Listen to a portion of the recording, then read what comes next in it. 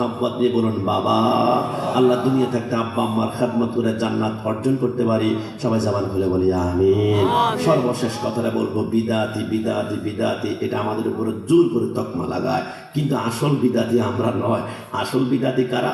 আমি 2 মিনিট একটু প্রমাণ করে, আমার থেকে আপনার ট্যালেন্ট বেশি, যোগ বিয়োগ ভালো বোঝেন। আমি যদি প্রশ্ন করে আসল বিদাতি কারা, মনে করেন আমি প্রশ্ন করলাম who is the founder of Wahhabism, ওহাবিজমের প্রতিষ্ঠাতা কে?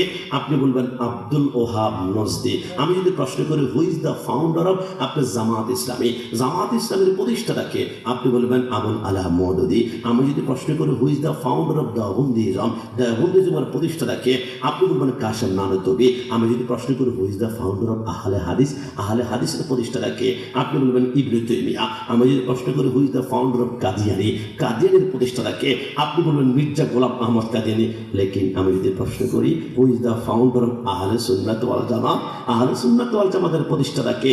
অনলি অন ওয়ান পারসন, সাইয়্যিদুল মুরসালিন, খাতামুন নবিয়্যিন, শাফিউল মুজনিবিন, আনিসুল কারিবিন, রাহমাতাল লিল আলামিন, রাহাতাল আশকিন, মুরাদুল মুশতাকিন, শামসুল আরিফিন, মিসবাহুল মুকাররাবিন, সাইয়্যিদুস সাকালাইন, নবীউল হারামাইন, ইমামুল কিবলাতাইন। যুবক, বেদাত শব্দের অর্থ নতুন আবিষ্কার। নতুন দল কিন্তু আমরা বানাই নাই, নতুন নেতা আমরা বানাই নাই, নতুন লিডার আমরা বানাই নাই, নতুন রাজনৈতিক পলিটিক্যাল দল কিন্তু আমরা বানাই নাই। 1450 বছর আগে নবী যেই দল দিয়ে গিয়েছে, এখনো পর্যন্ত সেইখানে দাঁড়িয়ে আছে। সুন্নিদের পায়ের রক কাটা হবে, পিনকে দিয়ে রাখতে বের হবে, ডানেও যাবে না, বামেও যাবে না। সুন্নিরা হচ্ছে জান্নাতি। বলে রাখবা, সুন্নিরা বিদআতি নয়, বরং যারা বিদআতি বলে গালি দেয়, এরা নিজেরা বিদআতি। বেদাতিকে বাঁচার জন্য উল্টা আমাদেরকে বিদআতি বলে। সুন্নিরা বিদআতি নয়, সুন্নিরা হচ্ছে একমাত্র জান্নাতি। আল্লাহ করে বলি কিনা? কষ্ট নেবেন না।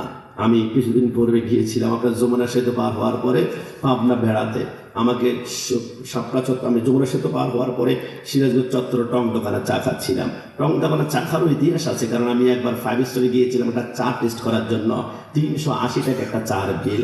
আমি বললাম কি রে ভাই, বুঝলাম না, 380 টাকা ওয়েটারের চামচের বাড়ি আছে, লিফটেশনের বিল আছে, এসির হাওয়ার বিল আছে, সব ঢুকিয়ে দিয়েছে।